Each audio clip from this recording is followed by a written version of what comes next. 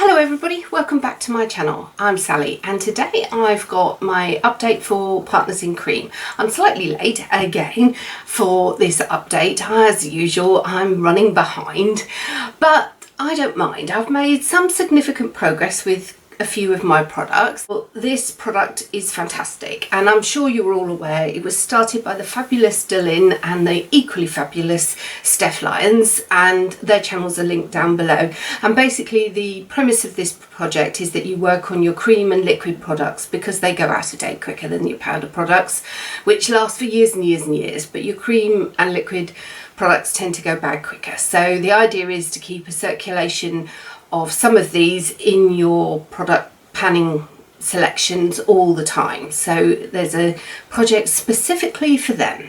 So I think it's fantastic, and I've managed to get through and use quite a few items through this year that wouldn't have been touched otherwise at all.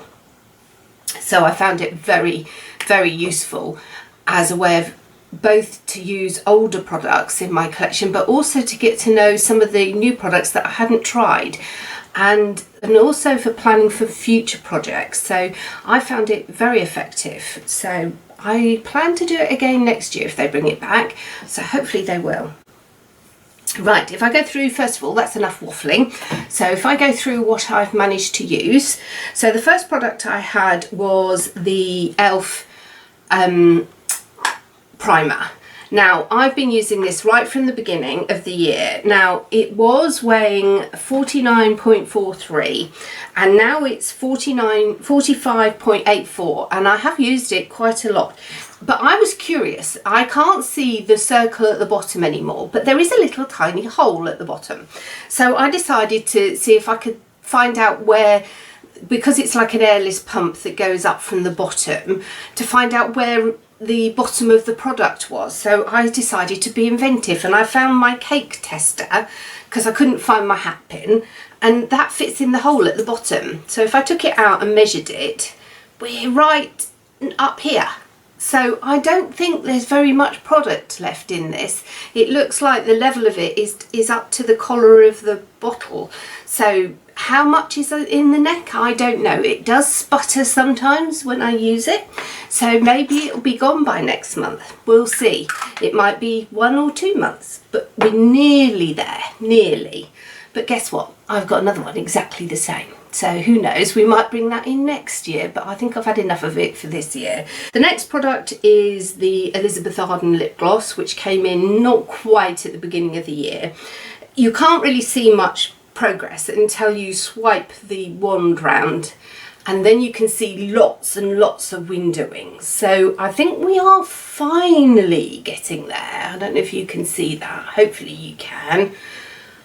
Finally we're getting there with this one. I mean, I've used, it doesn't seem much. It was at 14.83 and now it's at 14.32. So nearly, you know, there's a little bit of usage, but it's not as much as I would like. But I have changed, as I mentioned in other videos, the way I'm using my lip products, following DaLin's usage idea, and she tries to use all her project lipsticks and lip products once per day. Now I don't reach that goal every day. So I don't reach that goal every day of using them once a day, but from the little time I've used it, just over a week, I've managed to clock up 6 uses on this, which is more than I did in the whole month previously. So I think it's really going to help bump up my usage overall. I might not do it every single day, but it's going to be far more than I was managing in the old way of doing it. So I'm going to persevere and see how far I get over the course of a whole month. Then the next product I had was the little Aoa Highlighter. Now this came in right at the beginning of the year, but my initial goal was just to hit pan, but I did that in the first month. So then I changed the goal to trying to use it up, and now that is all I've got left. Just that tiny little bit. Now I'm hoping I can use that in the next month and get this finished. I don't know if I can achieve that because, like I said, I'm going to have a few no makeup days.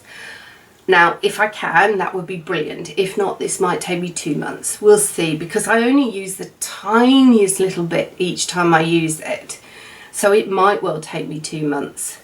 Even though it's only a little bit there, you think it would be gone in a nanosecond, but it isn't. Okay, the next two were bought in quite recently. So the first one is this Boots Instant Eye Brightener. Now, I have used this 3 times, so it's not many times, but at least I've made a start on it, as opposed to it sitting languishing in my drawer for years, which it probably has done. It's not full by any stretch of the imagination, but it didn't, you know, I just wasn't using it. So at least now in this project, it's going to get 20 uses.